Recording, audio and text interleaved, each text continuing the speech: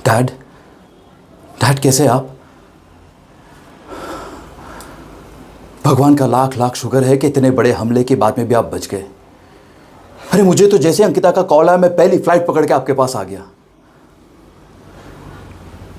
कैसी बातें कर रहे डैड? आप मेरी बीवी अंकिता के डैड हैं, मतलब मेरे भी तो डैड ही हुए ना। और अपनों की फिक्र तो हमेशा से रहती है। हाँ, वो बात और है कि आपने मुझे कभी अपना माना ही नहीं।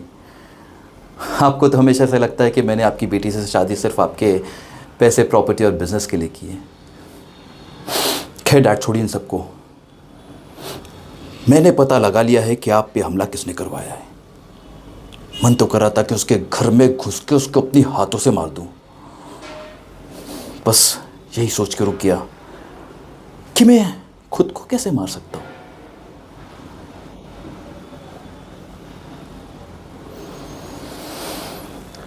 इतना शौक क्यों हो डैड?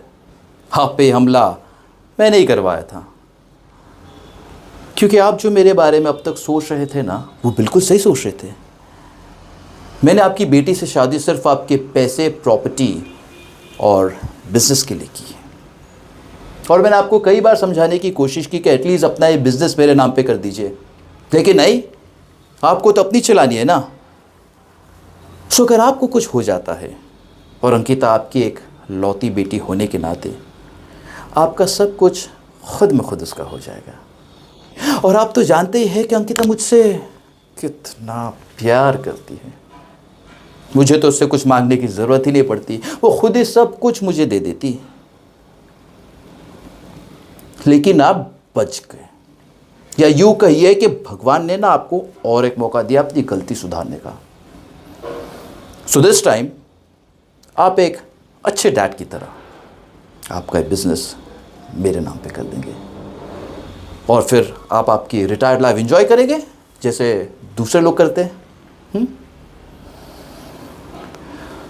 एक बात और डैड, अगर आपने ये बात अंकिता को बताने की कोशिश भी की तो इतना याद रखना कि हमला तो उस पर भी हो सकता है, और शायद उस हमले में ना बचे।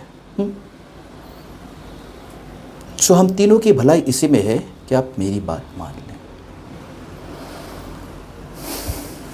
अच्छा डैड, अभी आप अपना ख्याल रखिए। अंकिता घर पे अकेली है, और जब से आप पे अटैक हुआ है बेचारी बहुत डर गई है। आपके और मेरे अलावा उसका है ही कौन।